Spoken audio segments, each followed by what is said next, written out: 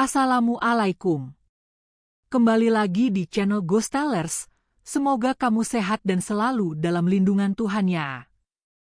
Sebelum kita lanjut ke ceritanya, tekan dulu tombol like video ini. Jangan lupa juga klik tombol subscribe channel ini dan nyalakan juga notifikasinya agar tidak ketinggalan cerita menarik lainnya. Langsung saja, seperti apa kisah kali ini, kita masuk ke ceritanya. Hanif duduk di beranda rumah kayunya yang sederhana, memandang ke arah jalan desa yang perlahan mulai lengang menjelang sore. Angin membawa bau tanah basah dari sawah yang baru saja dia iri, bercampur dengan aroma kayu bakar dari dapur tetangganya. Desa tempat ia tinggal bukanlah desa yang asing bagi cerita-cerita aneh, sebuah desa kecil di Jawa Timur yang dikenal kental dengan adat dan pamali. Sejak kecil, Hanif sudah terbiasa mendengar larangan-larangan yang diwariskan orang tua, hal-hal yang katanya harus dihindari agar tidak mendatangkan bala. Salah satunya adalah pamali tentang uang di jalan. Orang-orang tua di desa sering mengingatkan, jika menemukan uang tergeletak begitu saja, jangan pernah berani memungutnya. Uang itu bisa jadi hanyalah umpan, uang pesugihan yang dipasang sebagai tumbal. Siapapun yang berani mengambil, berarti sudah menyerahkan dirinya pada sesuatu yang bukan manusia. Hanif tumbuh dengan peringatan itu terpatri dalam kepalanya, walau dalam hati kecilnya, ia sempat bertanya-tanya apakah benar semua itu nyata, atau hanya sekadar cara orang tua menakut-nakuti anak-anak agar tidak serakah. Sore itu, Hanif menunggu sahabatnya, Roshid. Mereka sudah bersahabat sejak kecil. Meski berteman akrab, mereka ibarat dua sisi koin yang berbeda. Hanif dikenal sebagai anak yang rajin, kalem, dan tidak banyak tingkah. Sejak SMA ia sudah terbiasa membantu ayahnya di sawah atau bekerja serabutan di warung kopi milik pamannya. Hidupnya memang tidak berlebihan, tapi cukup. Ia selalu percaya bahwa rejeki yang halal, meski sedikit, akan membawa ketenangan. Roshid berbeda. Hidupnya penuh keluhan dan ambisi yang tak pernah terpenuhi. Ia sering iri melihat tetangga yang mendadak punya rumah baru, motor mentereng, atau perhiasan berkilau. Kenapa hidup orang lain gampang sekali, ya? Sementara aku terus-terusan susah begini. Begitu keluhannya yang hampir setiap hari terdengar di telinga Hanif. Ibunya hanya seorang penjual gorengan di pasar, ayahnya sudah lama sakit-sakitan. Roshid jarang bekerja serius, lebih banyak menghabiskan waktu nongkrong di pos ronda atau keliling desa bersama teman-temannya yang sama-sama menganggur. Meski begitu, Hanif tak pernah benar-benar menjauh. Ia tahu Roshid bukan orang jahat, hanya keras kepala dan mudah tergoda. Persahabatan mereka tetap terjalin karena Hanif merasa, bagaimanapun, Roshid butuh seseorang yang mau mendengar dan mengingatkannya. Menjelang maghrib, Roshid datang dengan langkah tergesa, wajahnya kusut. Ia langsung menjatuhkan tubuh ke kursi bambu di sebelah Hanif. "Nif, kau tak bosan hidup begini terus? Cuma kerja di sawah, hasilnya tak seberapa. Aku sumpah, kalau ada jalan cepat buat kaya, aku mau ambil," katanya, menatap langit yang mulai gelap. Hanif menoleh, menahan senyum pahit. Ia sudah terbiasa dengan kalimat semacam itu. "Ros, jangan kebanyakan meluh. Rezeki itu bukan soal cepat atau lambat, tapi halal atau tidak. Kau pikir orang-orang kaya di desa ini semua dapat dengan cara bersih?" Roshid menghela napas panjang. "Aku tak peduli halal atau haram, Nif. Yang penting hidup enak. Kau lihat sendiri, kan? Ada orang yang kemarin masih biasa saja, sekarang rumahnya bagus, mobil baru. Dari mana coba? Kalau bukan pesugihan, pasti ada cara lain yang kita tak tahu." Hanif hanya menggeleng. Kata-kata Roshid baginya terdengar seperti jurang yang perlahan menganga, siap menelan siapapun yang tergoda. Ia ingat betul ucapan ibunya, "Jangan pernah iri pada rejeki orang lain, nak. Kau tidak tahu apa yang mereka korbankan untuk mendapatkannya." Hari mulai gelap, suara adzan maghrib terdengar dari masjid desa. Hanif mengajak Roshid untuk sholat, tapi Roshid menolak dengan alasan malas. Hanif pun pergi sendiri ke masjid, meninggalkan sahabatnya yang masih duduk sambil merokok di beranda. Malam itu, setelah pulang dari masjid, Hanif mendapati Roshid masih ada di rumahnya. Wajahnya tampak muram, tapi ada sorot mata yang berbeda, seperti menyimpan sesuatu. Hanif sempat ingin bertanya, tapi ditahannya. Ia tahu, kalau Roshid mau bercerita, ia pasti akan membuka pembicaraan sendiri. Dalam hati Hanif, ada rasa tidak tenang. Entah mengapa, setiap kali Roshid mengeluh tentang hidup dan keinginannya untuk cepat kaya, Hanif merasa seperti ada sesuatu yang buruk sedang menunggu di depan sana. Desa mereka sudah banyak menyaksikan hal-hal ganjil. Ada kisah seorang pemuda yang mendadak kaya, tapi setahun kemudian mati mengenaskan. Ada juga seorang ibu yang tiba-tiba bisa membeli sawah luas, tapi anaknya sakit parah hingga akhirnya meninggal. Semua orang percaya, itu adalah harga dari pesugihan. Dan salah satu jalannya adalah melalui uang yang sengaja ditaruh di jalan sebagai tumbal. Pamali itu bukan sekadar mitos. Hanif meyakininya, walau kadang ada bagian dari dirinya yang masih ragu. Tapi ia tahu satu hal, Roshid, dengan sifat keras kepalanya, bisa saja suatu hari melakukan sesuatu yang membuat dirinya terjebak dalam malapetaka itu. Sambil merebahkan diri malam itu, Hanif berdoa pelan agar sahabatnya selalu dijauhkan dari godaan yang aneh-aneh. Ia tidak tahu bahwa doa itu akan segera diuji, lebih cepat dari yang ia bayangkan. Keesokan harinya, desa kecil itu terlihat seperti biasa. Matahari pagi menimpa pepohonan jati di sepanjang jalan, sawah yang membentang menghijau, dan suara ayam berkokok bersahut-sahutan. Hanif sudah sejak subuh membantu ayahnya menyiangi rumput di sawah. Pagi bagi Hanif adalah saat paling tenang. Hawa masih sejuk, belum banyak orang lalu lalang, dan hanya terdengar suara alam bercampur lantunan adzan subuh yang masih terngiang. Namun ketenangan itu tidak berlangsung lama. Saat Hanif sedang membersihkan lumpur yang menempel di cangkul, ia melihat Roshid datang dari arah jalan desa. Penampilannya agak berbeda, wajahnya tampak letih tapi ada senyum samar yang tak biasa. Hanif sempat berhenti bekerja, heran melihat sahabatnya berjalan dengan langkah yang tampak lebih ringan dibanding biasanya. "Pagi-pagi sudah ke sawah? Kau ini seperti tak pernah lelah, Nif," sapa Roshid sambil duduk di pematang sawah. Hanif tersenyum tipis. "Kalau tidak kerja, mau makan apa? Kau tahu sendiri." Ia lalu menatap Roshid lebih seksama. "Kau kenapa? Wajahmu seperti menyimpan sesuatu." Roshid tergelak kecil, mencoba menyembunyikan sesuatu di balik tawanya.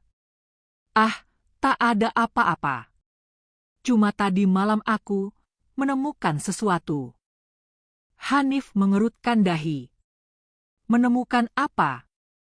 Roshid menghela napas panjang, seolah ingin menguji reaksi Hanif sebelum melanjutkan kata-katanya. "Aku menemukan uang, Nif.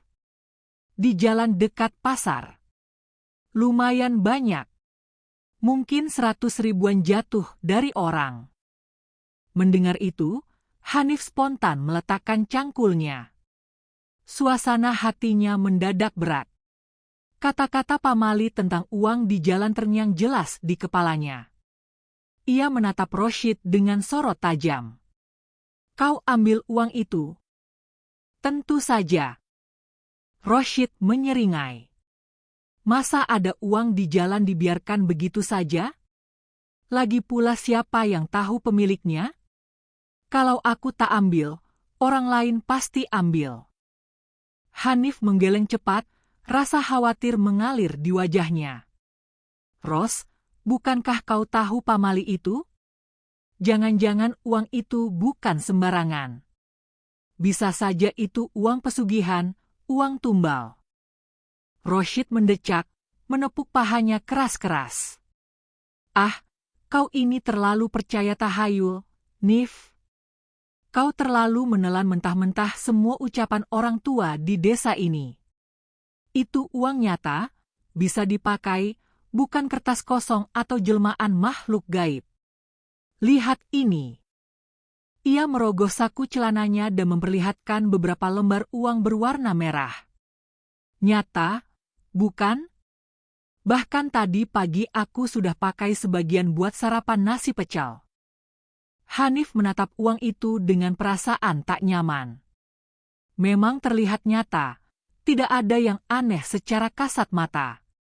Tapi hatinya berdesir, entah mengapa ada hawa dingin yang merayap ketika uang itu dikeluarkan. Seolah ada sesuatu yang tidak terlihat sedang menempel di sana. Ros, dengarkan aku, kata Hanif dengan nada serius. Kalau uang itu benar-benar dari pesugihan, berarti yang mengambilnya sudah masuk dalam perjanjian dengan mereka. Kau tidak tahu apa akibatnya. Bisa nyawa, bisa keluarga, bisa apapun yang mereka ambil. Jangan main-main. Roshid malah tertawa lebar, suaranya terdengar menantang. Kalau begitu, biarlah. Aku juga ingin tahu seberapa benar semua cerita seram itu. Kau lihat nanti, mungkin ini jalan keluar dari hidupku yang selalu susah. Hanif terdiam. Ia tahu, membantah Roshid lebih jauh tidak akan ada gunanya. Kepala sahabatnya itu terlalu keras, apalagi jika sudah berurusan dengan uang atau sesuatu yang ia anggap bisa mengubah hidupnya. Hari itu berlalu, tapi rasa gelisah Hanif tidak hilang. Saat bekerja di sawah, saat makan siang bersama keluarga, bahkan hingga malam tiba, bayangan wajah Roshid dengan senyum anehnya terus teringat. Seolah ada firasat buruk yang semakin menguat. Dan benar saja, malam itu firasat itu mulai menunjukkan tanda-tandanya. Sekitar pukul 11, ketika Hanif hendak tidur, terdengar suara ketukan pelan di pintu rumahnya. Awalnya ia pikir angin, tapi suara itu terus berulang, makin keras. Dengan hati-hati, ia membuka pintu.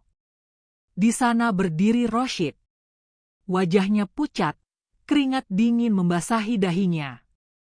Matanya merah, seperti habis menangis, tapi senyumnya aneh, kaku, seakan dipaksa. Nif, aku merasa tidak enak. Badanku panas dingin sejak sore. Tadi aku muntah-muntah. Tapi anehnya, setiap aku pegang uang itu, rasa sakitku reda sebentar. Setelah uangnya aku taruh, rasa sakitnya kembali. Hanif tercekat. Perkataannya seperti sebuah pengakuan bahwa uang itu bukan sekadar uang. Ada sesuatu yang menempel, sesuatu yang tidak semestinya. Ia menarik Roshid masuk ke rumah, duduk di kursi bambu dengan gemetar. Ros, dengarkan aku sekali ini. Kau harus kembalikan uang itu. Taruh lagi di jalan tempat kau menemukannya. Jangan disimpan, apalagi dipakai, kata Hanif setengah berbisik, penuh desakan. Roshid menggeleng, wajahnya masih pucat tapi penuh keengganan. Tidak bisa. Aku sudah terlanjur pakai sebagian. Kalau aku kembalikan sekarang, pasti sudah terlambat. Hanif menutup wajahnya dengan kedua tangan. Perasaan takutnya kini semakin nyata. Ia tahu, ini baru awal. Apa yang menimpa Roshid bisa jadi hanya permulaan dari sesuatu yang lebih besar, sesuatu yang tidak bisa mereka kendalikan dengan logika manusia biasa. Dan malam itu, di bawah cahaya lampu minyak yang berkelip, Hanif merasakan hawa asing merambat ke dalam rumahnya. Angin dingin tiba-tiba bertiup dari arah jendela yang tertutup rapat. Dari kejauhan, terdengar suara anjing melolong panjang, disusul suara burung hantu yang meraung. Pertanda buruk telah tiba. Malam itu tidak mudah dilupakan oleh Hanif. Setelah Roshid pulang dengan wajah yang masih pucat, Hanif tidak bisa tidur. Ia berbaring di tikar, matanya menatap ke langit-langit rumah, mencoba mencari ketenangan dengan membaca doa. Namun suara-suara aneh dari luar rumah terus mengganggunya. Angin yang biasanya berhembus lembut kini terasa seperti bisikan, menyusup lewat celah-celah dinding anyaman bambu. Sesekali terdengar suara langkah kaki, berat dan lambat, berjalan di sekitar rumahnya. Hanif memberanikan diri mengintip lewat celah, tapi tak ada siapapun di luar. Hanya halaman rumah kosong diterangi cahaya bulan pucat, dan bayangan pohon kelapa yang bergoyang seperti tangan menjuntai. Pagi menjelang, Hanif mencoba menghilangkan rasa takut itu dengan bekerja di sawah seperti biasa. Namun pikirannya tak bisa lepas dari Roshid.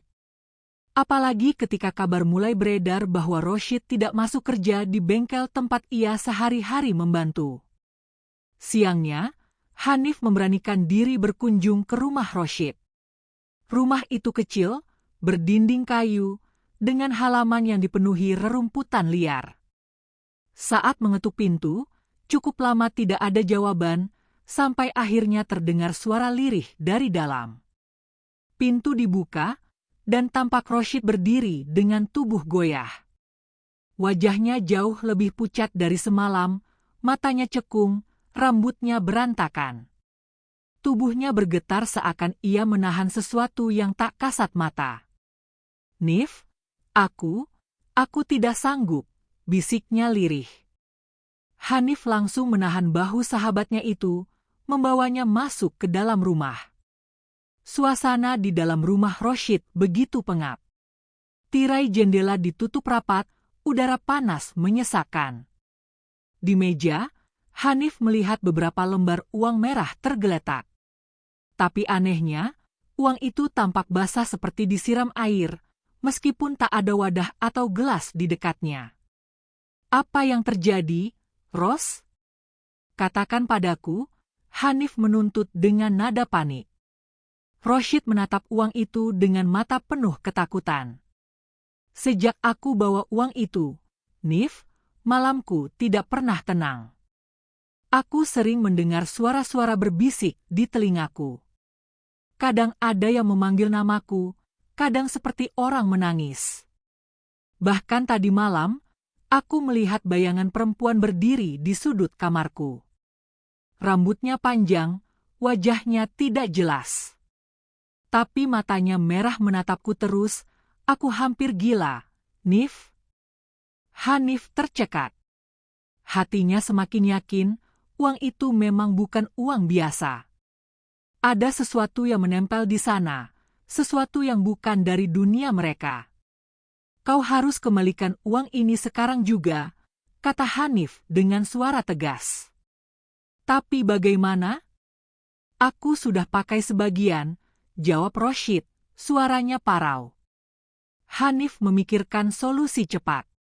"Kalau begitu, kau harus buang sisanya, jangan disimpan di rumah. Bakar kalau perlu. Yang penting jangan ada lagi di dekatmu." Roshid menatap Hanif dengan pandangan kosong, lalu perlahan menggeleng. "Aku sudah coba, Nif. Tadi pagi aku coba membakar sebagian di belakang rumah. Tapi api tak mempan. Uang itu tetap utuh meski sudah disiram minyak tanah.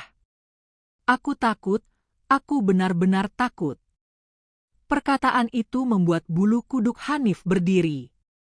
Ia menatap uang yang tergeletak di meja, berkilau merah di bawah cahaya redup.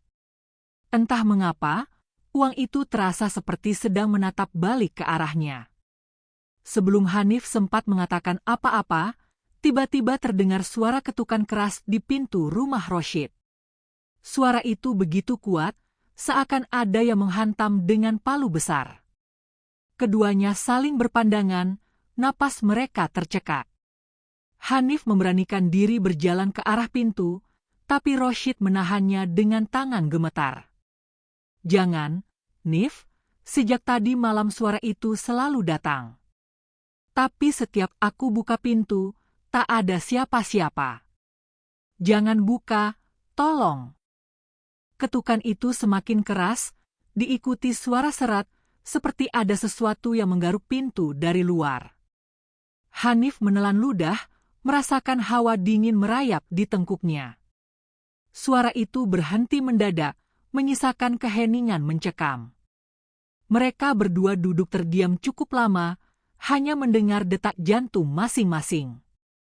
Hanif berusaha menenangkan Rashid dengan membaca doa dalam hati. Namun ia tahu, ini belum berakhir. Hari-hari berikutnya, keadaan Rashid semakin memburuk. Tubuhnya kurus, wajahnya pucat pasi, dan ia sering menjerit di malam hari. Warga sekitar mulai berbisik-bisik, sebagian menganggap Rashid terkena penyakit aneh, sebagian lagi yakin ia diganggu makhluk halus karena ulahnya sendiri. Hanif semakin gelisah. Ia tahu, pamali itu nyata adanya. Dan kini ia menyaksikan langsung akibat dari melanggarnya. Namun yang lebih menakutkan, ia mulai merasakan bayangan teror itu ikut menghampirinya juga. Suatu malam, ketika Hanif baru pulang dari masjid selepas Isya, ia mendengar suara langkah kaki mengikuti dari belakang. Awalnya ia mengira temannya yang juga baru pulang, tapi saat menoleh, jalan desa kosong melompong. Namun suara langkah itu tetap ada, semakin dekat hingga ia berlari pulang. Di rumah, ia mencoba menenangkan diri. Namun saat ia menutup pintu, dari balik kaca jendela ia melihat sesosok bayangan tinggi besar berdiri di pinggir jalan, hanya menatap rumahnya. Rambut panjang, wajah gelap, dan mata merah menyala.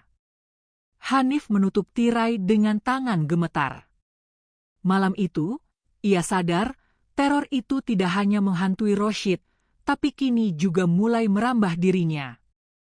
Malam itu, Hanif tidak bisa menutup mata. Ia masih teringat bayangan tinggi besar dengan mata menyala merah yang berdiri di pinggir jalan. Bayangan itu terasa nyata, meski saat ia coba melafalkan doa, sosok itu perlahan menghilang. Namun hawa dingin dan rasa tercekik tetap tinggal di dadanya hingga larut malam. Besoknya, ia kembali mengunjungi Rashid. Rumah sahabatnya itu kini jauh lebih suram dibanding sebelumnya. Jendela ditutup dengan kain hitam, lampu redup, dan udara pengap menyelimuti. Begitu masuk, Hanif mencium bau aneh, bau anyir bercampur dengan wangi bunga melati layu. Rashid duduk di sudut ruangan dengan wajah pucat, matanya merah seolah tidak tidur berhari-hari. Di dekatnya, uang merah itu masih tergeletak di atas meja, tak tersentuh, tapi tampak semakin usang dan anehnya mulai dipenuhi bercak hitam. "Ros, kau harus buang itu sekarang juga," kata Hanif dengan nada memaksa. Rashid menoleh pelan, suaranya serak. Aku sudah coba. Aku buang ke sungai tadi pagi. Tapi, lihat sendiri, uang itu kembali ke meja ini. Aku menemukannya lagi di kamarku, seolah menunggu aku. Hanif merinding. Ia menatap uang itu dengan ngeri, merasa benda itu bukan lagi sekadar uang. Ada sesuatu yang menempel di sana, sesuatu yang kelaparan.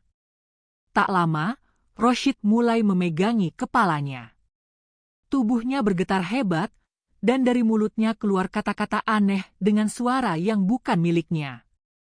Suara itu dalam, serak, seperti suara dari dalam tanah. "Kau sudah mengambil milik kami, bayarannya akan datang." Hanif mundur beberapa langkah, jantungnya berdegup kencang. "Ros, sadarlah. Itu bukan kau. Namun Rashid terus mengeluarkan suara aneh itu, sampai akhirnya tubuhnya terjatuh ke lantai. Hanif panik, buru-buru membaca ayat kursi sambil mengguncang bahu temannya. Perlahan, Rashid kembali tersadar, wajahnya penuh keringat dingin. Aku tidak tahan lagi, Nif, bisiknya lemah. Setiap malam aku didatangi mereka. Aku melihat orang-orang berpakaian hitam, berbaris, membawa dupa. Mereka menuntut sesuatu, mereka menuntut nyawaku. Hanif terdiam, hatinya tercekat. Ia tahu pamali itu nyata, tapi tak menyangka dampaknya bisa sebegitu mengerikan. Malam berikutnya, Hanif memutuskan untuk menemani Rashid di rumahnya. Ia membawa sajadah dan Al-Quran, berniat menemani sahabatnya beribadah agar setidaknya merasa lebih tenang. Awalnya suasana berjalan tenang. Mereka sempat berbincang-bincang ringan, mencoba mengalihkan ketakutan. Namun begitu malam semakin larut, kejadian aneh mulai terjadi. Lampu tiba-tiba berkedip-kedip, lalu padam. Hanif mencoba menyalakan kembali, tapi saklar tidak berfungsi. Rumah itu gelap total, hanya diterangi cahaya bulan yang masuk lewat celah-celah dinding. Tiba-tiba terdengar suara gemeretak dari atap, seperti ada sesuatu yang berjalan di atas genteng. Suara itu berat, langkahnya lambat namun jelas sekali. Hanif dan Rashid hanya bisa menatap langit-langit dengan wajah pucat. Tak lama, terdengar suara ketukan di pintu, keras sekali, sama seperti sebelumnya. Namun kali ini disusul suara tawa pelan, lirih, seperti perempuan. Hanif segera meraih tas kecilnya dan membaca doa keras-keras. Rashid menggigil, memegangi tangannya. Nif, aku tidak kuat, tolong aku, suaranya bergetar. Hanif mencoba menenangkannya, tapi jantungnya sendiri hampir copot ketika suara tawa itu berubah menjadi jeritan panjang yang menggema di seluruh rumah. Jeritan itu begitu menusuk telinga, seperti suara dari alam lain. Di tengah jeritan itu, tiba-tiba pintu rumah terbuka sendiri. Angin dingin menyapu masuk, membawa aroma busuk bercampur dupa. Dan di ambang pintu, Hanif melihat sosok perempuan berambut panjang, wajahnya tertutup rambut, pakaiannya compang-camping. Ia berdiri diam, hanya memandang dengan kepala sedikit miring. Hanif segera memeluk Rashid yang sudah hampir pingsan. Dengan suara gemetar, ia terus melafalkan ayat suci, memohon perlindungan. Perlahan, sosok itu menghilang, pintu rumah tertutup kembali dengan keras. Setelah kejadian itu, Rashid benar-benar tak sanggup. Tubuhnya semakin kurus, matanya selalu merah, dan setiap malam ia menjerit karena merasa dikejar bayangan. Hanif pun mulai ikut merasakan teror itu, bahkan saat tidak bersama Rashid. Beberapa kali, Hanif bermimpi didatangi sosok-sosok berpakaian hitam, membawa obor, berjalan melingkari dirinya. Mereka berbisik dengan bahasa yang tak ia mengerti, tapi satu kata selalu terdengar jelas, bayar. Dan yang paling menakutkan, saat ia terbangun, ia menemukan bercak tanah basah di lantai rumahnya, seolah seseorang berjalan masuk dari luar. Hanif mulai merasa bahwa ini bukan lagi sekadar masalah Rashid. Uang itu membawa kutukan yang merambat, mencari korban berikutnya. Hari-hari setelah itu menjadi mimpi buruk bagi Hanif. Ia sudah berulang kali mencoba meyakinkan Rashid untuk benar-benar membuang uang itu jauh-jauh. Tapi seolah ada kekuatan tak kasat mata yang mengikatnya, uang itu selalu kembali, entah diletakkan dimanapun. Pernah dibakar, hanya meninggalkan abu sejenak sebelum keesokan paginya kembali utuh di meja kamar. Pernah dibuang di sungai, muncul lagi di saku celana Rashid. Pernah dikubur jauh di ladang, Rashid menemukannya di bawah bantal saat bangun tidur. Semakin lama, Roshid tampak tidak hanya diganggu secara fisik, tapi juga mental. Ia mulai berbicara sendiri, terkadang tertawa dengan suara kecil di tengah malam, lalu menangis keras-keras. Matanya sering kosong menatap langit-langit, seakan ada sesuatu yang hanya bisa ia lihat. Hanif menyadari bahwa sahabatnya itu mulai kehilangan batas antara sadar dan tidak sadar. Yang lebih menakutkan, keluarga Roshid ikut terdampak. Adiknya yang masih kecil, Mira, pernah bercerita sambil menangis kalau setiap malam ada paman hitam yang duduk di sudut kamarnya. Ibunya Roshid, seorang janda tua, beberapa kali pingsan karena merasa dicekik saat tidur. Hanif tahu ini tidak bisa dibiarkan. Maka ia memutuskan untuk meminta pertolongan. Ia mendatangi seorang kiai tua di desa tetangga, Kiai Hussein, yang dikenal bisa menangani gangguan gaib. Setelah mendengar ceritanya, kiai itu hanya menggeleng pelan. "Uang yang kau ceritakan itu bukan uang biasa," kata Kiai Hussein dengan suara berat. "Itu adalah uang tumbal, biasanya digunakan dalam pesugihan hitam. Mereka yang menanamnya di jalan memang sengaja menunggu ada orang yang tamak atau ceroboh mengambilnya. Begitu diambil, orang itu dianggap sudah menandatangani perjanjian, dan perjanjian itu harus ditebus dengan nyawa." Hanif tercekat. Tapi, Kiai Roshid tidak tahu. Dia hanya memungut karena mengira itu rezeki. Dalam dunia gaib, tidak ada istilah tidak tahu, jawab Kiai Hussein. Mengambil berarti setuju. Itu pamali yang sudah sejak lama jadi peringatan. Jangan pernah mengambil uang di jalan, apalagi uang yang terlihat aneh. Hanif menunduk, tangannya gemetar. Lalu, apa masih bisa diselamatkan?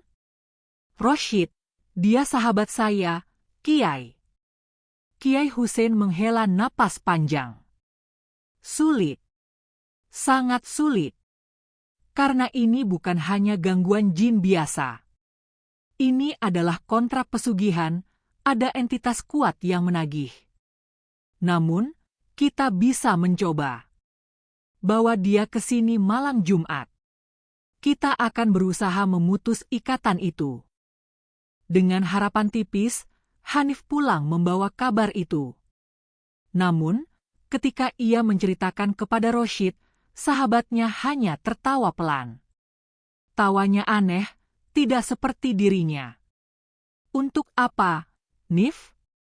Kau kira aku masih bisa selamat? Aku sudah melihatnya setiap malam. Ada lubang besar, hitam, penuh asap. Ada tangan-tangan yang menungguku. Aku tidak bisa lari lagi. Mereka sudah menandai tubuhku." Hanif bergidik. Ia melihat bekas-bekas lebam hitam di lengan Roshid, seperti bekas cengkeraman tangan. "Enggak, Ros, jangan bicara begitu. Kau masih bisa sembuh. Aku akan bawa kau ke Kiai Hussein malam Jumat nanti. Kita lawan ini bersama-sama." Namun Roshid hanya menatapnya dengan mata kosong, sebelum tiba-tiba menangis tersedu-sedu. Malam itu, Hanif kembali tidur di rumah Roshid untuk berjaga. Tapi gangguan yang datang semakin gila. Sekitar pukul 2 dini hari, mereka dikejutkan oleh suara gaduh dari luar rumah. Seperti ada banyak orang berlarian, suara kaki menghentak tanah, disusul suara gamelan yang lirih tapi aneh, tidak seperti gamelan biasa. Nada-nadanya sumbang, membuat bulu kuduk berdiri. Hanif mengintip dari celah jendela, dan hampir saja pingsan ketika melihat halaman rumah dipenuhi puluhan sosok berpakaian hitam. Mereka berbaris mengelilingi rumah, wajah mereka ditutup kain, masing-masing membawa obor kecil yang menyala merah. Mereka tidak bergerak banyak, hanya berdiri, menatap rumah itu, seolah menunggu sesuatu. Hanif berlari ke kamar Roshid, tapi sahabatnya sudah tidak ada di tempat tidur. Panik, ia mencari ke seluruh ruangan, sampai akhirnya melihat Rashid berdiri kaku di depan pintu, tatapannya lurus keluar. "Ros, jangan buka pintunya!" Hanif berteriak. Terlambat. Rashid sudah menarik gagang pintu. Angin kencang menerpa masuk, dan suara gamelan semakin keras, bercampur dengan teriakan yang tak manusiawi. Tubuh Rashid melayang beberapa senti dari lantai, matanya membelalak, dan dari mulutnya keluar suara bergema, "Bayarannya sudah dekat." Hanif buru-buru menariknya, melingkarkan tasbih pemberian kiai di leher Rashid, sambil terus membaca doa keras-keras. Perlahan, tubuh Rashid jatuh kembali ke lantai. Sosok-sosok hitam di luar rumah lenyap seketika, gamelan berhenti, hanya menyisakan kesunyian menakutkan. Setelah semua tenang, Hanif terduduk lemas. Tubuhnya gemetar, keringat membanjiri wajah. Ia sadar, apa yang dilihatnya barusan bukan sekadar mimpi atau halusinasi. Ini nyata, dan yang menakutkan, malam Jumat tinggal 2 hari lagi. Hanif tahu, jika mereka terlambat membawa Rashid ke Kiai Hussein, mungkin sahabatnya itu benar-benar akan diambil. Dan entah kenapa, Hanif merasa bayangan kematian itu bukan hanya mengintai Rashid, tapi dirinya juga. Hari-hari menjelang malam Jumat itu membuat suasana desa semakin mencekam. Bukan hanya keluarga Rashid yang merasakan gangguan, tapi beberapa warga sekitar pun mulai mengeluhkan hal aneh. Ada yang mendengar gamelan samar-samar di tengah malam tanpa tahu dari mana sumbernya. Ada pula yang melihat bayangan hitam melintas cepat di jalan desa, bahkan ada ternak yang mendadak mati dengan tubuh kaku seperti dicekik. Desa itu seakan terkutuk sejak Rashid menemukan uang tersebut. Dan semua orang tahu, rumah Rashid menjadi pusat dari segala gangguan itu. Hanif benar-benar merasa bersalah. Kalau saja ia lebih cepat mencegah Rashid mengambil uang itu, mungkin semuanya tidak akan terjadi. Namun rasa bersalah itu tidak bisa mengembalikan keadaan. Ia hanya punya satu pilihan, memastikan Rashid sampai ke rumah Kiai Hussein pada malam Jumat. Namun, yang membuatnya takut adalah keadaan Rashid yang semakin hari semakin parah. Tubuhnya makin kurus, wajahnya pucat, lingkaran hitam menghiasi matanya. Sesekali ia tampak menggaruk kulitnya hingga berdarah, sambil bergumam bahwa ada tangan-tangan hitam yang memeganginya. Puncaknya terjadi malam Rabu. Hanif yang sedang menemani Rashid tiba-tiba mendapati sahabatnya berdiri di halaman rumah, menatap kosong ke arah jalan desa.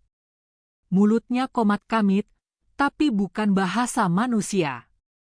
Suaranya berat, seperti ada 2 orang yang berbicara bersamaan.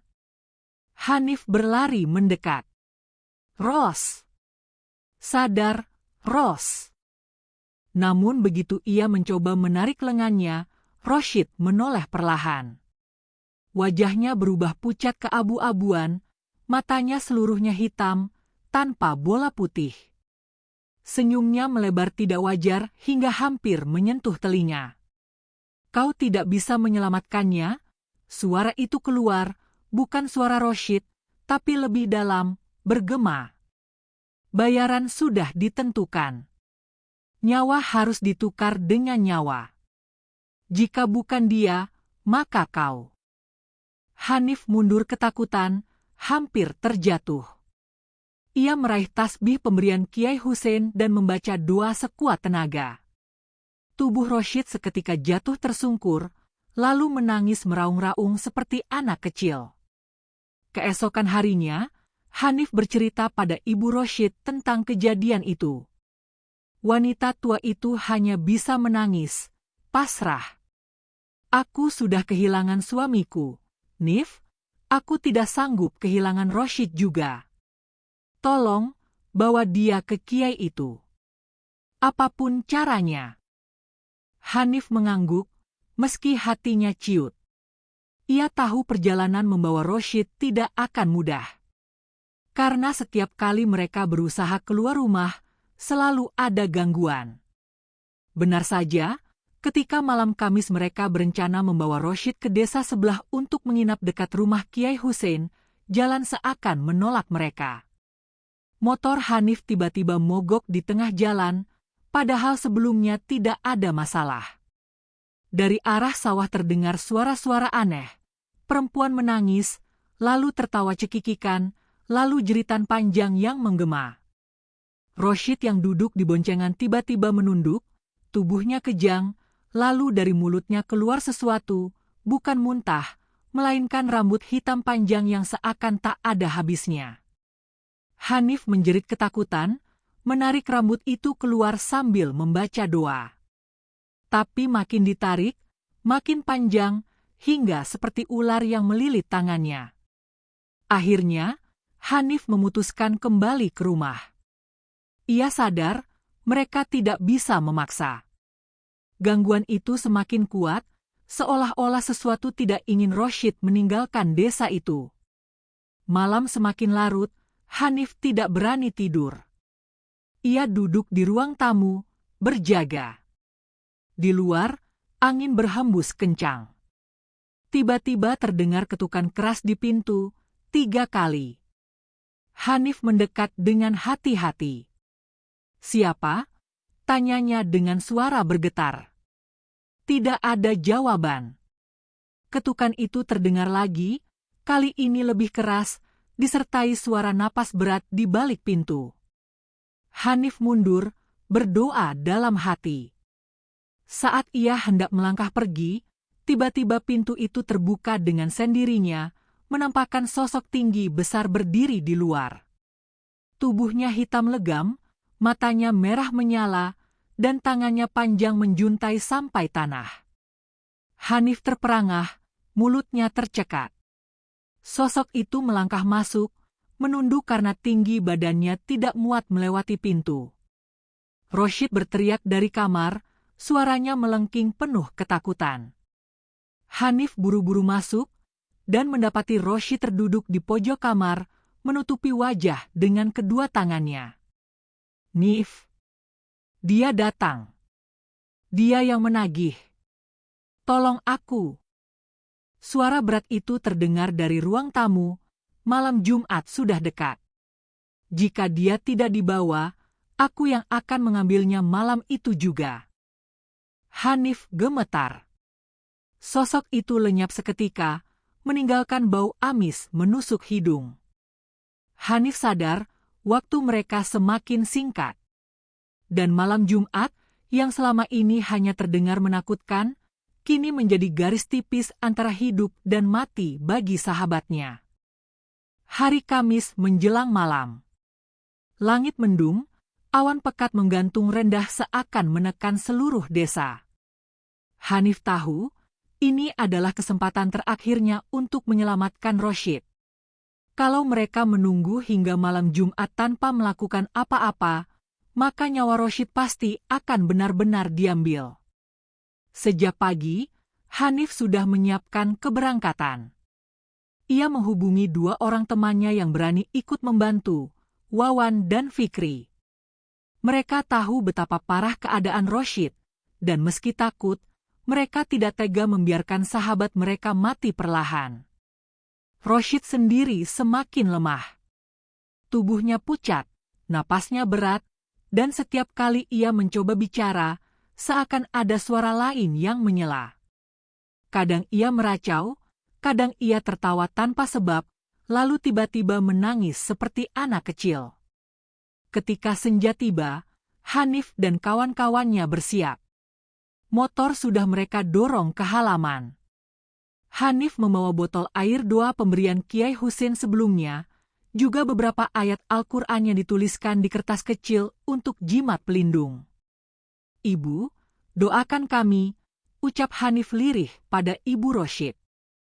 Perempuan tua itu hanya mengangguk, meneteskan air mata, lalu memeluk anaknya erat. "Bertahanlah, nak. Jangan tinggalkan ibu." Begitu mereka keluar rumah, suasana jalan desa terasa aneh. Senyap, Tidak ada suara jangkrik atau anjing menggonggong.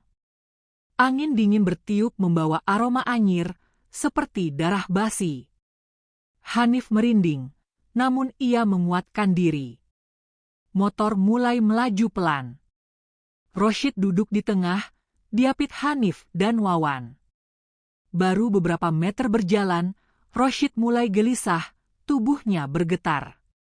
Dia ikut, dia ada di belakang, bisiknya. Hanif menoleh ke spion. Dan benar saja. Di kejauhan, ada sosok tinggi berjalan perlahan di tengah jalan, tubuhnya hitam pekat, wajahnya samar. Sosok itu terus mengikuti meski motor dipacu lebih cepat. Fikri yang membawa motor lain mulai panik. Cepat, Nif. Gas terus. Jangan tengok ke belakang. Namun motor Hanif tiba-tiba tersendat.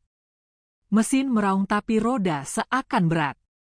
Roshid mendadak menjerit, matanya melotot.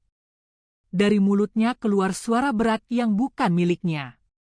Dia tidak boleh pergi. Dia sudah menjadi milikku. Tangan Roshid mencengkeram lengan Hanif dengan kekuatan tak wajar, hampir mematahkan tulangnya. Wawan buru-buru menyiramkan air doa ke wajah Roshid. Seketika tubuh Roshid menjerit kesakitan, berasap seperti terbakar, lalu ia pingsan. Motor kembali bisa melaju, seakan penghalang tadi menghilang. Mereka berhasil keluar desa dan menuju jalan tanah yang mengarah ke rumah Kiai Hussein. Tapi gangguan belum berhenti. Pohon-pohon di kiri kanan jalan berayun sendiri meski angin tak begitu kencang. Dari kegelapan, mata-mata merah berkilat mengintai. Suara-suara lirih terdengar, ada tangisan bayi, lolongan anjing, dan dentuman gamelan yang semakin lama semakin keras. Jangan berhenti. Hanif berteriak, melawan rasa takut yang hampir membuatnya lumpuh. Ketika akhirnya rumah Kiai Hussein terlihat di kejauhan, sosok tinggi hitam itu muncul lagi, kali ini tepat di depan jalan, menghalangi mereka. Tubuhnya menjulang setinggi pohon kelapa, matanya merah menyala, tangannya terulur seakan hendak meraih Roshid. Hanif hampir putus asa. Tapi tiba-tiba terdengar suara lantang dari arah rumah Kiai Hussein. A'udzubillahi minasyaitonir rajim. Cahaya terang memancar, membuat sosok hitam itu mundur sambil menggeram keras. Dari halaman rumah, Kiai Hussein berjalan keluar membawa tongkat dan segayung air doa. Cepat bawa dia masuk. Jangan biarkan sosok itu menempel, teriak sang Kiai. Dengan sisa tenaga, Hanif dan kawan-kawannya menyeret Roshid yang setengah sadar masuk ke dalam rumah. Begitu mereka melewati gerbang, tubuh Roshid bergetar hebat, lalu ia menjerit panjang, suaranya bercampur dengan suara lain yang berat dan parau. Di dalam rumah, suasana berubah menegangkan. Kiai Hussein segera menutup semua pintu dan jendela, lalu menggelar sajadah di ruang utama. Malam ini kita akan tahu siapa yang sebenarnya menuntut tumbal itu, katanya tenang, meski wajahnya tampak serius. Roshid ditidurkan di atas tikar. Tubuhnya menggeliat tak wajar, kepalanya menghantam lantai, mulutnya terus mengeluarkan suara-suara asing. Kadang suara perempuan tua, kadang suara laki-laki berat, kadang suara seperti binatang. Hanif dan dua temannya memegangi tubuh Roshid sekuat tenaga agar tidak meronta. Kiai Hussein mulai membaca ayat-ayat suci dengan lantang, memenuhi seluruh ruangan dengan gema doa. Namun setiap ayat dibacakan, lampu rumah berkelip-kelip, angin kencang bertiup dari arah jendela, dan suara-suara aneh menggema dari luar. Seperti ada puluhan makhluk tak kasat mata mengepung rumah itu. Roshid menjerit keras, matanya terbuka lebar, hitam seluruhnya. Dari mulutnya keluar suara berat, dia sudah menjadi milik kami. Tidak ada doa yang bisa merebutnya kembali. Kiai Hussein menghentakkan tongkatnya ke lantai. Kalau memang kau makhluk pesugihan, kembali pada tuanmu. Jangan ganggu anak ini. Roshid kembali menjerit, tubuhnya melengkung tak wajar. Bau anyir semakin menusuk. Hanif merasakan bulu kuduknya berdiri, tubuhnya gemetar. Ia sadar, malam itu adalah pertaruhan hidup mati sahabatnya. Dan yang paling menakutkan, malam Jumat hanya tinggal beberapa jam lagi. Suasana di dalam rumah Kiai Hussein semakin mencekam. Doa yang dibacakan menggema, namun seakan setiap kalimat yang keluar dari mulut sang Kiai memicu amukan lebih besar dari makhluk yang merasuki Roshid. Hanif dan Wawan masih memegangi tubuh Roshid. Fikri duduk di ujung ruangan, wajahnya pucat pasi, keringat mengucur deras meski angin dingin menembus jendela. Lampu bohlam di atas kepala berkedip-kedip seperti akan mati kapan saja, membuat bayangan di dinding bergerak-gerak tak karuan. Roshid tiba-tiba membuka mulutnya lebar-lebar, begitu lebar hingga sendinya berderak keras. Dari kerongkongannya keluar suara mendesis panjang, bukan suara manusia. Darah segar menetes dari sudut bibirnya. Dia tidak bisa pergi, bisik Roshid dengan suara yang bukan miliknya, suara berat seperti dua orang berbicara bersamaan. Uang itu sudah jadi perjanjian. Hanif merinding. Ia ingat jelas wajah Roshid ketika dengan riang membeli nasi goreng dari uang yang ia temukan di jalan. Uang yang tampak biasa itu ternyata hanyalah alat untuk menjebak manusia. Kiai Hussein berdiri di hadapan Roshid, menggenggam tasbih dengan kuat. Makhluk laknat. Aku perintahkan engkau kembali ke asalmu. Jangan ganggu anak ini. Namun tubuh Roshid malah bergetar semakin hebat. Matanya menatap lurus ke arah Kiai, kemudian ia tertawa panjang, keras, nyaring, membuat telinga Hanif berdenging. Kau kira doa bisa memutus perjanjian? Nyawa sudah dibayar dengan tawa iblis, Kiai. Tiba-tiba kaca jendela retak dengan sendirinya, meski tidak ada yang menyentuh. Pintu rumah berguncang keras, seperti ada puluhan orang dari luar berusaha mendobrak masuk. Hanif berteriak panik. Kiai! Mereka mau masuk. Namun Kiai Hussein tetap tenang, meski wajahnya mulai tegang. Ia mengambil gayung berisi air doa lalu menyiramkan ke tubuh Roshid. Seketika tubuh Roshid menjerit, kulitnya seperti melepuh, uap putih mengepul dari pori-porinya. Allahu Akbar, teriak Kiai Hussein. Teriakan itu diiringi dentuman keras. Tiba-tiba dari mulut Roshid menyembur cairan hitam pekat, kental, baunya busuk menusuk. Cairan itu memercik ke lantai, dan anehnya lantai kayu yang terkena cairan itu langsung berasap, terbakar sedikit demi sedikit. Wawan menjerit ngeri, hampir saja melepaskan pegangan pada Roshid. Namun Hanif berteriak, tahan. Jangan lepas. Kalau kau lepas, dia bisa mati sekarang juga. Roshid kembali tertawa, lalu tubuhnya melayang beberapa senti di atas lantai. Tangannya terentang, seakan ada tali tak kasat mata yang menariknya ke udara. Dari arah luar rumah, suara gamelan tiba-tiba terdengar, pelan lalu semakin keras, diiringi suara sinden melantunkan tembang Jawa kuno. Hanif menoleh ke jendela, dan hampir membuat jantungnya berhenti. Di luar rumah, tampak puluhan sosok bayangan berdiri. Mereka berpakaian seperti penari-penari wayang orang, namun wajah mereka pucat, mata kosong, mulut terkoyak hingga telinga. Mereka menari pelan mengitari rumah, sementara gamelan mengiringi dari arah yang entah di mana. Fikri berteriak ketakutan. Ya Allah, apa itu? Mereka mengepung kita. Kiai Hussein mengetukkan tongkatnya ke lantai, suaranya lantang. Mereka bukan manusia. Itu hanya pasukan gaib yang diutus untuk menakut-nakuti. Jangan lihat mata mereka, fokus pada doa. Hanif mencoba menunduk, tapi dari ekor matanya ia masih bisa melihat sosok-sosok itu melenggak-lenggok, tubuh mereka bergerak kaku seperti wayang hidup. Dari mulut mereka menetes darah, jatuh ke tanah tanpa suara.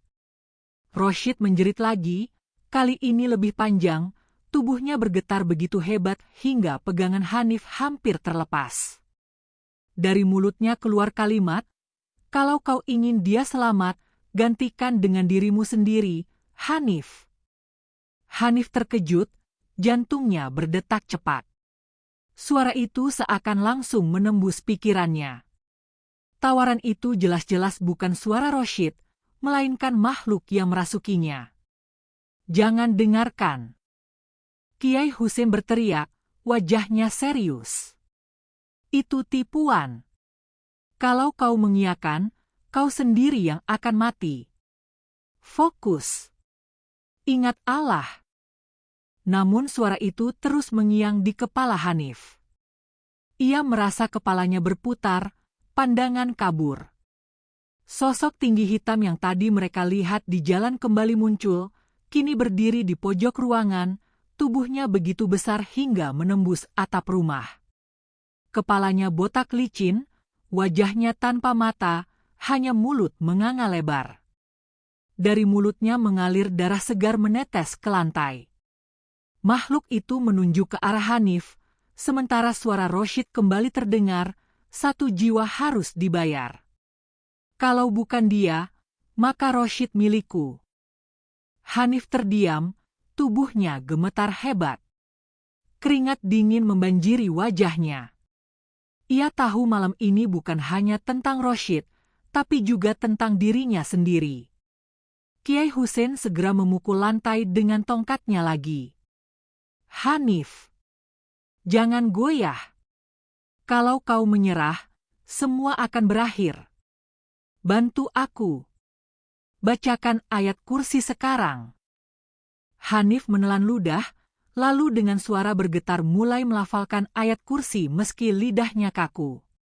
Saat ia mengucapkan setiap ayat, sosok tinggi hitam itu meringis, tubuhnya goyah, wajahnya menyusut. Tapi bersamaan dengan itu, Rashid menjerit semakin keras, seolah nyawanya terjepit di antara dua kekuatan. Rumah itu kini dipenuhi suara, gamelan, jeritan Rashid, doa kiai, bacaan Hanif, dan suara-suara asing dari luar. Malam itu, batas antara dunia manusia dan dunia gaib seakan benar-benar runtuh. Dan Hanif sadar, semakin ia melawan, semakin besar perlawanan makhluk itu. Malam itu, Hanif kembali bermimpi buruk. Ia melihat Rashid duduk di sebuah kursi reot, tubuhnya kian kurus dengan wajah pucat pasi, matanya merah menyala menatap kosong. Di sekelilingnya, uang-uang lusuh bertebaran, melayang-layang di udara seperti tak memiliki bobot. Namun setiap lembar uang itu meneteskan darah. Bau amis menusuk hidung, dan suara bisikan kian jelas, "Bayar dengan nyawa, bayar dengan nyawa." Hanif terbangun dengan tubuh basah oleh keringat. Nafasnya terengah, dada terasa sesak. Ia langsung mengambil air wudhu dan sholat malam, berdoa agar Allah melindungi Rashid dan dirinya dari gangguan gaib yang kian nyata.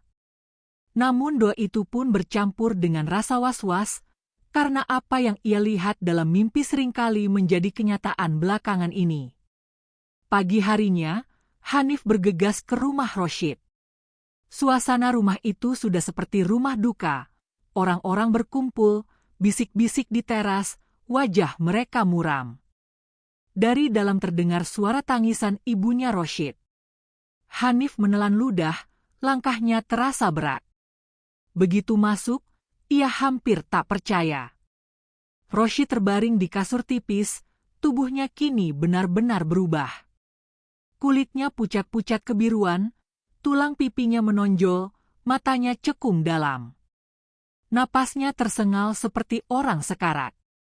Namun yang paling membuat Hanif bergidik adalah di telapak tangan Rashid terdapat bercak hitam pekat, mirip gosong terbakar, yang setiap hari makin meluas.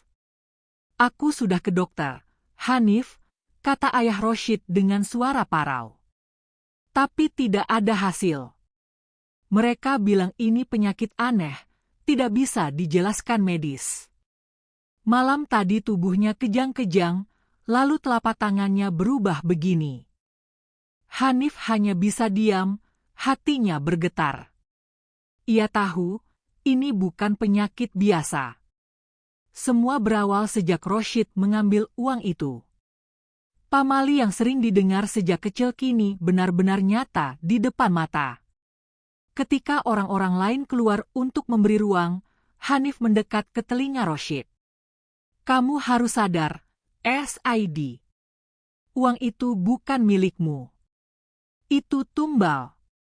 Kamu harus jujur pada orang tuamu, ceritakan apa yang sebenarnya terjadi, bisiknya.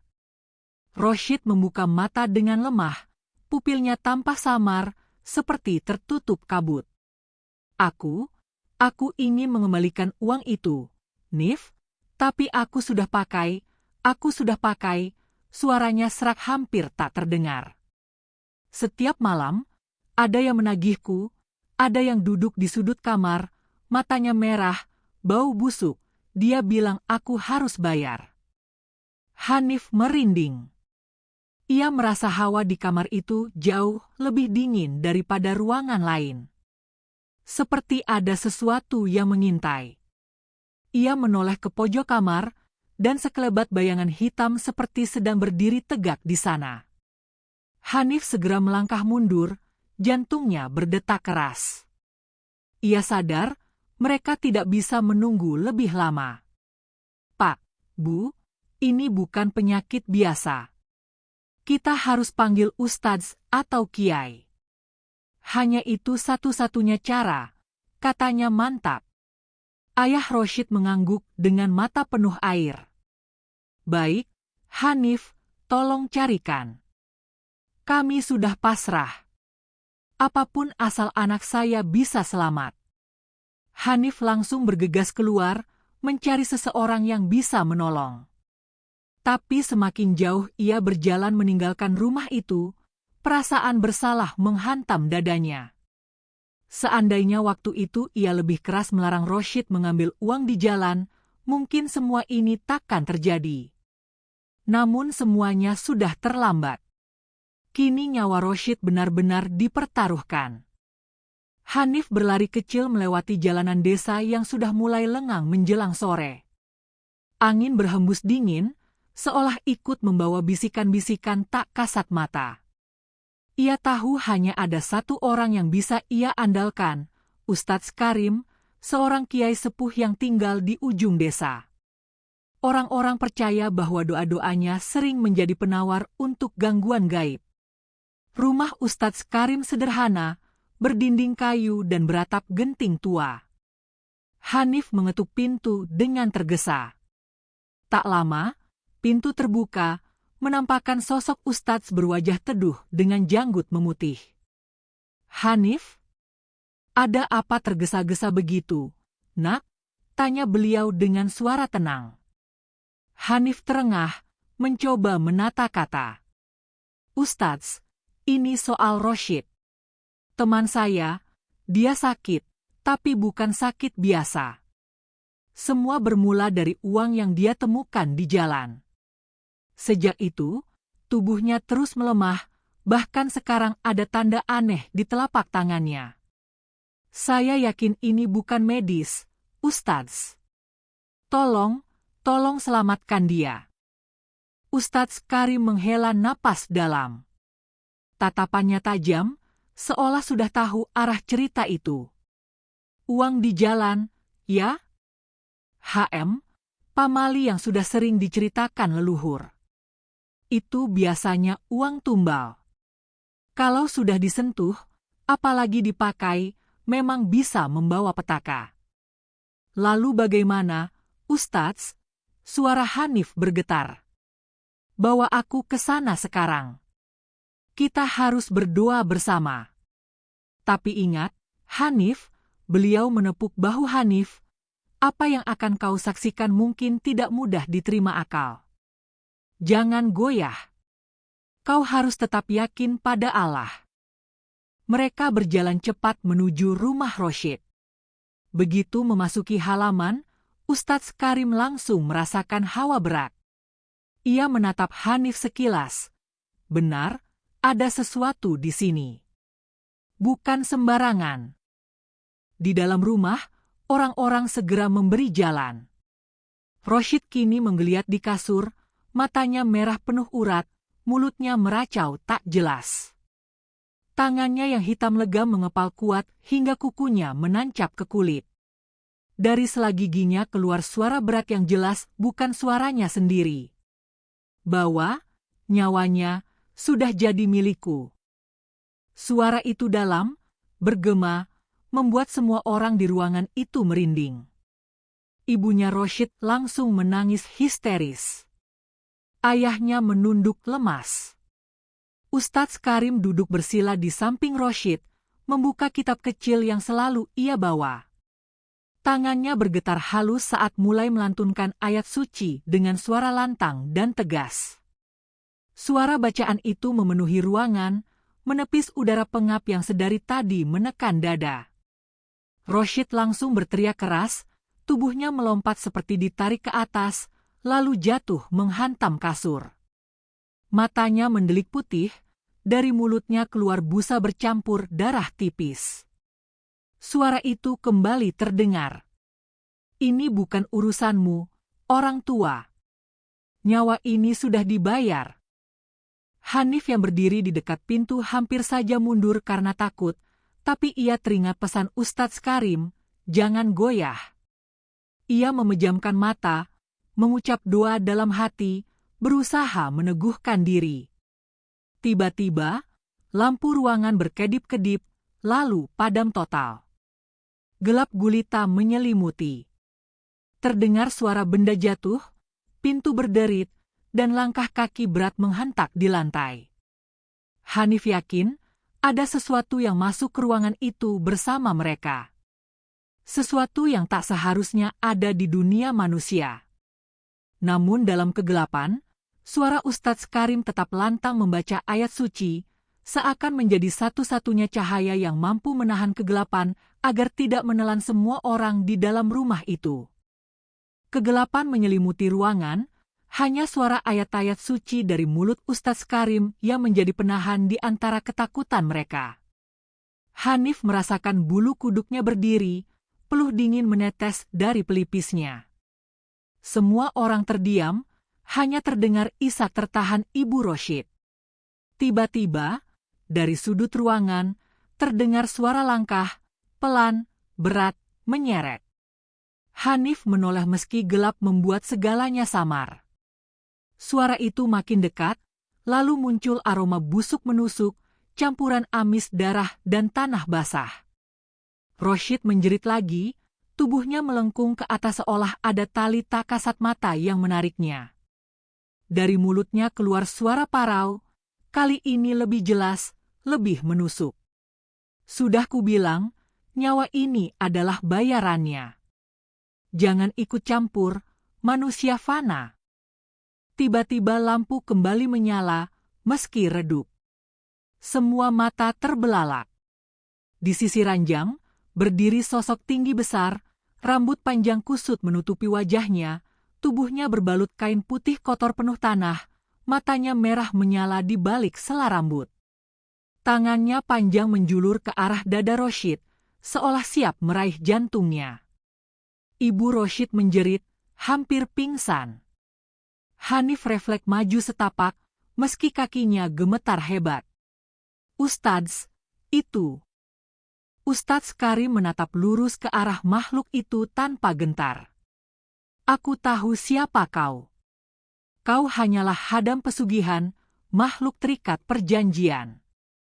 Pergilah, atau akan kubakar dengan ayat-ayat ini. Ia kembali melantunkan ayat suci, lebih keras, lebih tegas. Roshid berteriak kesakitan, tubuhnya bergetar hebat, sementara makhluk itu menggeram, suaranya seperti ratusan orang merintih bersamaan. Hanif merasakan telinganya berdengung, udara di ruangan berputar kencang, tirai jendela berkibar tanpa angin. Makhluk itu semakin dekat, menunduk ke arah Ustadz Karim. Berani sekali kau menantang perjanjian yang sudah dibayar dengan darah. Hanif tak kuat lagi, ia berteriak spontan sambil menutup telinganya, pergi kau.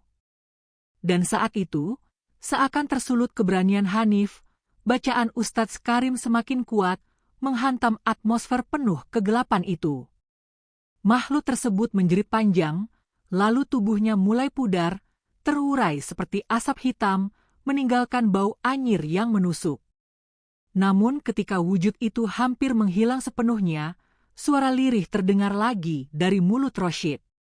Kau bisa mengusirku dari sini, tapi nyawa ini tetap harus dibayar. Tunggulah, darahnya akan kering sebelum fajar. Rashid terkulai lemas setelah itu. Nafasnya pendek, wajahnya pucat, namun matanya masih memancarkan penderitaan. Hanif menggenggam bahu Ustadz Karim dengan panik. Ustadz, apa artinya? Apakah Rashid akan mati? Ustadz Karim diam sesaat, lalu berkata lirih, pertarungan belum selesai, nak. Malam ini akan menjadi penentuan. Malam itu, suasana rumah Rashid berubah menjadi medan perang yang tak terlihat. Angin kencang bertiup entah dari mana, padahal jendela sudah ditutup rapat. Genteng bergetar seperti akan runtuh, dan bau anyir darah makin menyengat. Hanif, yang berusaha tetap tenang, sebenarnya sudah setengah putus asa. Ia ingin berlari, kabur dari rumah itu, tapi ia tahu meninggalkan Rashid berarti membiarkan sahabatnya mati sendirian. Ustadz Karim duduk bersila di samping ranjang Rashid. Tangannya menggenggam tasbih, mulutnya tak henti melafalkan ayat-ayat perlindungan.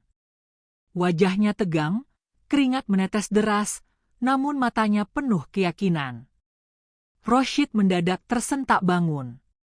Bola matanya membalik ke atas, hanya putih yang terlihat. Tangannya mencakar-cakar udara, suaranya parau, kali ini bukan suara satu orang, tapi seperti ribuan suara berbicara bersamaan. Uang itu milik kami. Kau sudah menyentuhnya, nyawamu adalah bayaran. Hanif mundur setapak, tubuhnya gemetar. Ia merasa seolah ribuan mata tak kasat mata sedang menatapnya. Ibu Rashid jatuh terduduk di sudut ruangan, terisah sambil menutup wajah. Rashid menoleh tiba-tiba, menatap Hanif dengan tatapan kosong. Lalu ia berkata dengan suara mengerikan, Hanif, kau juga akan ikut karena kau tahu rahasia ini. Hanif hampir kehilangan kendali, tapi Ustadz Karim menggebrak lantai dengan tangannya. Cukup. Kalian tidak berhak mengambil nyawa yang tidak ada dalam perjanjian. Seketika suara itu berhenti. Namun detik berikutnya, lampu padam. Gelap total. Hanya terdengar suara kursi tergeser, piring pecah, dan derap langkah berat berlari di sekeliling ruangan. Dalam kegelapan itu, Hanif merasakan ada sesuatu menyentuh bahunya, dingin, berlendir. Ia menoleh, dan samar terlihat wajah pucat hancur seperti mayat, menatapnya dengan senyum menganga. Hanif menjerit, terjatuh ke lantai, tapi sosok itu lenyap dalam sekejap. Bertahanlah, Hanif, teriak Ustadz Karim. Dari arah suaranya, terdengar ayat suci semakin lantang, menusuk telinga, seakan melawan teriakan-teriakan gaib yang mengelilingi mereka. Rashid kembali mengamuk. Tubuhnya membesar, seolah otot-ototnya ditarik keluar. Tangannya meraih leher Hanif dengan kekuatan tak wajar. Hanif megap-megap, wajahnya memerah. Lepaskan dia. Ustadz Karim berteriak, lalu memercikkan air yang sudah didoakan ke tubuh Rashid. Seketika Rashid melepaskan Hanif, terjatuh sambil mengerang. Namun, Suara gaib kembali terdengar, lebih keras, lebih menusuk. Kalian pikir doa bisa menghentikan kami? Uang itu sudah menjadi jembatan. Tubuh ini akan menjadi milik kami sampai harga lunas dibayar. Hanif tersedak napas, menahan sakit di lehernya. Ia menoleh pada Ustadz Karim, matanya penuh ketakutan. Ustadz, kalau doa tidak cukup, apa yang harus kita lakukan? Bagaimana cara memutus perjanjian ini? Ustadz Karim terdiam, wajahnya kelam. Lalu ia berkata pelan namun tegas, uang itu harus dikembalikan. Bukan dibelanjakan, bukan disimpan. Harus dikembalikan ke tempat ia diletakkan dengan syarat tertentu. Hanif tercekat. Ia ingat jelas, Roshid menemukan uang itu di tepi jalan, tepat di dekat pohon besar di tikungan desa sebelah. Roshid tiba-tiba menjerit keras, tubuhnya berguncang, lalu terdiam. Nafasnya tercekat, seperti ditahan. Hanif panik. Kalau begitu kita harus segera ke sana, Ustadz. Kalau tidak, Roshid bisa mati malam ini. Ustadz Karim mengangguk berat. Kau benar, nak. Malam ini kita harus kembalikan uang itu, atau nyawa Roshid akan benar-benar jadi tumbal. Udara semakin dingin, suara langkah dan teriakan dari dunia lain masih terdengar, makin dekat, seolah marah karena rahasianya terbongkar. Hanif tahu, ini baru awal dari pertempuran paling menakutkan dalam hidupnya. Malam itu, dengan tubuh masih gemetar, Hanif dan Ustadz Karim memutuskan untuk membawa uang tersebut kembali ke tempat asalnya. Roshid setengah sadar, wajahnya pucat pasi, tubuhnya seperti boneka yang bisa hidup sewaktu-waktu. Kedua tangannya terus mencengkeram sprei, matanya kadang terbuka lalu kembali menutup, seperti ada sesuatu yang menahannya untuk tetap tinggal di dunia ini. Hanif memegangi kantong kecil berisi uang yang sudah dilipat rapi. Tangannya berkeringat dingin, seolah benda itu beratnya berkali lipat. Bau amis bercampur kemenyan masih keluar dari dalamnya. Ia merasa setiap kali memegang kantong itu, telinganya berdengung oleh bisikan-bisikan samar. Cepat, Hanif. Jangan beri kesempatan mereka semakin kuat, ujar Ustadz Karim sambil menyalakan senter kecil. Wajahnya serius, namun matanya berkilat yakin. Mereka berjalan menuju tikungan desa sebelah, melewati jalanan sunyi yang biasanya ramai di siang hari. Angin berhembus dingin, suara serangga hutan lenyap entah kemana. Langkah Hanif terhenti sejenak. Ustadz, tempat itu, aku ingat. Pohon besar, di tikungan yang katanya angker. Benar di sanalah Roshid nemu uang ini. Ustadz Karim mengangguk. Di sanalah ikatan mereka dimulai. Dan hanya di sanalah bisa diakhiri. Saat mereka semakin dekat, udara makin berat. Senter berkedip-kedip, seperti kehabisan baterai. Suara aneh muncul dari pepohonan sekitar. Tawa perempuan melengking, jeritan bayi, bahkan derap langkah kaki kuda, semuanya bercampur jadi satu. Hanif menelan ludah, mencoba menenangkan dirinya. Namun, tiba-tiba sesuatu melintas di hadapannya. Bayangan hitam setinggi pohon kelapa, tubuhnya kurus tapi kepalanya besar, menunduk menatap mereka. Dari matanya menetes cairan hitam, dan suaranya bergetar seperti guntur. Tidak boleh, uang itu milik kami. Hanif hampir berlari, tapi tangan Ustadz Karim menahannya. Jangan takut.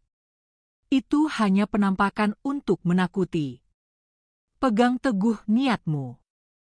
Namun bayangan itu semakin mendekat, dan tanah bergetar setiap kali kakinya melangkah. Hanif menjerit, tapi terus maju sambil menggenggam erat kantong uang itu. Ketika sampai di bawah pohon besar di tikungan, udara menjadi begitu pengap. Pohon itu seperti hidup, daunnya bergerak sendiri padahal angin tak berhembus. Dari akar-akar yang menjalar, muncul wajah-wajah samar, menangis, tertawa, lalu hilang lagi. Hanif hampir menjatuhkan kantong itu karena takut. "Ustadz, aku nggak sanggup." Namun Ustadz Karim meletakkan tangannya di bahu Hanif, kuat dan meyakinkan. "Ini ujian terakhir, nak. Kalau kau lepaskan di sini dengan ikhlas, Allah akan menyelamatkanmu, juga Roshid." Dengan tubuh gemetar, Hanif menunduk dan meletakkan uang itu di pangkal pohon. Seketika tanah bergetar hebat. Angin kencang bertiup, suara jeritan menggema dari segala arah. Senter padam total. Gelap. Hanif menutup telinganya karena suara itu begitu memekakan. Ia merasa dunia seolah runtuh. Namun, di tengah kekacauan itu, Ustadz Karim mulai membaca doa keras-keras, menggetarkan malam. Tiba-tiba, dari dalam pohon, muncul tangan-tangan hitam panjang, mencoba meraih Hanif. Salah satunya hampir menggenggam kakinya, dingin seperti es. Hanif menjerit sekuat tenaga. "Ustadz, tolong!" Dengan lantang, Ustadz Karim mengakhiri doa panjangnya. Seketika cahaya terang menyemburat dari arah senter yang kembali menyala sendiri.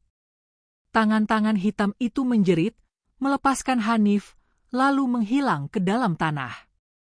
Suara jeritan berhenti. Angin reda. Pohon kembali diam, hanya bergoyang perlahan. Hanif terkulai di tanah, napasnya tersengal. Uang itu sudah lenyap entah kemana, seolah ditelan bumi. "Sudah selesai, nak.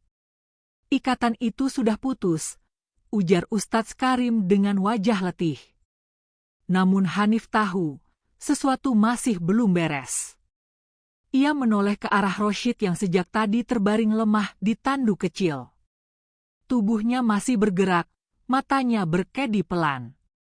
"Ustadz, Roshid masih?" Hanif bersuara lirih, penuh cemas. Ustadz Karim menatap Roshid lama sekali, lalu mengangguk pelan. "Kita lihat saat azan subuh nanti. Kalau dia masih bisa bernapas hingga saat itu, berarti dia benar-benar selamat." Malam itu, Hanif hanya bisa berdoa sambil menunggu. Malam itu terasa panjang, seolah waktu berjalan sangat lambat. Hanif duduk di samping Roshid yang masih terbaring di atas tandu darurat dari bambu. Wajah sahabatnya pucat, napasnya pendek-pendek, dan sesekali tubuhnya tersentak seperti menahan sesuatu yang tak terlihat. Hanif menggenggam tangan Roshid erat-erat. "Bertahan, SID. Jangan tinggalin aku, ya. Kita udah bareng-bareng dari kecil. Jangan kalah sama mereka," suaranya bergetar. Di sisi lain, Ustadz Karim tetap duduk bersila, bibirnya tak henti melafalkan doa. Senter kecil di sampingnya membuat cahaya temaram menyorot wajahnya yang penuh ketegasan sekaligus kelelahan. Namun, keheningan malam kembali terusik.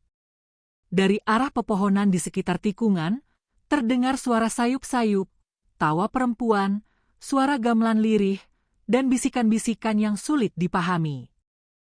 Hanif merinding. Ia menoleh cepat ke segala arah, tapi tak ada siapa-siapa. "Ustadz," suara itu makin dekat. Hanif berseru. Ustadz Karim tetap tak beranjak. "Biarkan saja. Itu hanyalah sisa-sisa makhluk yang ingin menakut-nakuti kita. Mereka tahu ikatan sudah terputus, tapi masih berusaha menagih. Jangan hiraukan, teruslah berdoa dalam hati." Hanif mencoba menenangkan diri, tapi matanya tak bisa lepas dari tubuh Roshid. Tiba-tiba, Roshid membuka mata. Namun yang terlihat bukan tatapan normal, melainkan bola mata hitam legam tanpa putih sedikit pun. Hanif tersentak mundur. "SID? Itu kamu, kan?" Dari mulut Rashid keluar suara parau, bukan suaranya yang biasa. "Kalian tak bisa merebutnya kembali, dia milik kami." Hanif langsung menoleh ke arah Ustadz Karim, panik. "Ustadz, dia kesurupan lagi." Dengan sigap, Ustadz Karim mendekat dan meletakkan tangannya di kening Rashid. Suara doa semakin keras bergema, melawan suara parau yang keluar dari mulut Rashid. Tubuh Rashid menggeliat keras, seperti ada 10 orang yang menahannya sekaligus. Hanif berusaha membantu memegangi tubuh sahabatnya. "Bertahan, SID. Jangan kalah." Pertarungan tak kasat mata itu berlangsung lama. Tubuh Rashid kejang, wajahnya menegang, lalu perlahan mulutnya mengeluarkan busa. Hanif semakin panik. "Ustadz, dia nggak kuat." Namun, pada detik itu juga, suara azan subuh terdengar dari kejauhan. Lantang, merambat di udara malam yang dingin, seolah menjadi cahaya yang menusuk kegelapan. Tubuh Rashid mendadak berhenti menggeliat. Matanya yang hitam perlahan kembali normal. Napasnya terengah-engah, tapi stabil. Lalu, ia menutup mata dan jatuh pingsan, benar-benar tak sadarkan diri. Hanif meneteskan air mata lega. Alhamdulillah, dia masih hidup. Ustadz Karim mengusap keringat di dahinya. Ya. Azan itu memutus rantai terakhir mereka. Insya Allah, dia akan pulih. Tapi butuh waktu, Hanif. Luka batin sebesar ini tak bisa sembuh dalam semalam. Hanif mengangguk, masih terisak. Ia menatap langit yang mulai berwarna jingga, tanda fajar menyingsing. Suara burung pertama terdengar, menandai bahwa malam penuh teror akhirnya berlalu. Namun, jauh di dalam hatinya, Hanif tahu bahwa pengalaman ini akan membekas selamanya. Dan meskipun mereka selamat malam itu, bayangan tentang uang terkutuk, pohon angker, dan suara-suara dari dunia lain akan selalu menghantui pikirannya. Fajar sudah sepenuhnya menyingsing ketika Hanif dan Ustadz Karim berhasil membawa Rashid kembali ke rumah. Desa Sukajati yang semalam terasa mencekam kini tampak seperti biasa. Ayam-ayam berkokok, ibu-ibu mulai menyiapkan dagangan, dan anak-anak kecil berlari-lari di halaman. Namun, bagi Hanif, semua itu terasa aneh, seakan dunia biasa dan dunia gaib hanya dipisahkan oleh tabir tipis yang sewaktu-waktu bisa terbuka. Rashid masih terbaring lemah di kamar. Tubuhnya tak lagi panas, tetapi ia tampak seperti orang yang habis menempuh perjalanan panjang. Nafasnya teratur, wajahnya tenang, namun matanya tetap terpejam rapat. Hanif duduk di samping ranjang, menatap sahabatnya dengan mata sembab. "Ustadz, apa dia benar-benar akan sembuh?" Hanif bertanya pelan. Ustadz Karim, yang duduk tak jauh dari pintu, menatap Hanif dengan wajah penuh keyakinan. "Insya Allah." Tubuhnya sudah kembali. Nyawanya pun selamat. Tapi jiwa butuh waktu. Dia harus kuat, dan kau juga harus terus mendampinginya. Hanif mengangguk, mencoba meyakinkan dirinya sendiri. Ia teringat bagaimana beberapa hari lalu, Rashid dengan santainya menunjukkan uang yang ia temukan di jalan, tanpa tahu apa yang tersembunyi di baliknya. Semua teror yang datang setelah itu terasa seperti mimpi buruk yang tak masuk akal. Sore harinya, Rashid akhirnya membuka mata. Pandangannya kosong sejenak sebelum akhirnya tertumbuk pada Hanif. Bibirnya bergetar. "Nif, aku masih hidup." Hanif langsung menggenggam tangannya. "Iya, SID. Kau masih hidup." Kau selamat. Air mata mengalir di pipi Rashid. Aku lihat semuanya, Nif. Gelap, suara-suara, tangan-tangannya menarikku, aku kira aku nggak bakal balik lagi. Hanif tak bisa menahan tangisnya. Jangan ngomong gitu lagi. Kau udah cukup bikin aku takut. Rashid mencoba tersenyum meski wajahnya masih pucat. Aku bodoh, gara-gara uang itu, kita semua hampir celaka. Ustadz Karim menatap keduanya dengan tatapan dalam. Ingat baik-baik. Jangan pernah serakah. Uang di jalan itu bukan milik kita. Ada hal-hal yang tak bisa kau lihat dengan mata, tapi nyata adanya. Pamali itu bukan sekadar omongan kosong orang tua. Itu peringatan. Hanif dan Rashid hanya bisa terdiam, meresapi kata-kata itu. Hari-hari berikutnya, Rashid mulai pulih perlahan. Tubuhnya kembali bugar, meski sesekali ia masih terbangun tengah malam, berkeringat dingin karena mimpi buruk. Hanif selalu ada di sisinya, menemani dan memastikan sahabatnya tak merasa sendirian. Namun, sejak kejadian itu, keduanya tak lagi sama. Mereka lebih berhati-hati dalam menjalani hidup, lebih sering beribadah, dan tak pernah lagi menyepelekan hal-hal yang dulu dianggap tak masuk akal. Desa Sukajati kembali tenang seperti sedia kala, seolah tak pernah ada kejadian mengerikan. Tapi di hati Hanif, ada luka yang takkan pernah benar-benar sembuh. Setiap kali melihat uang kertas tergeletak di jalan, ia merinding, teringat pada malam panjang penuh teror yang nyaris merenggut nyawa sahabatnya. Dan di sanubari Rashid, tersimpan satu janji yang ia bisikkan pada dirinya sendiri. Ia tak akan pernah lagi menyentuh sesuatu yang bukan haknya. Sebab ia tahu, ada harga yang terlalu mahal untuk sebuah keserakahan. Matahari terbenam di ufuk barat, meninggalkan warna jingga yang indah di langit desa. Hanif duduk di beranda rumah bersama Rashid, keduanya terdiam, hanya memandang langit. Tak ada kata yang perlu diucapkan. Mereka tahu, hidup baru saja memberi pelajaran paling berharga, bahwa pamali bukan sekadar mitos, melainkan peringatan dari sesuatu yang jauh lebih besar dari diri mereka sendiri.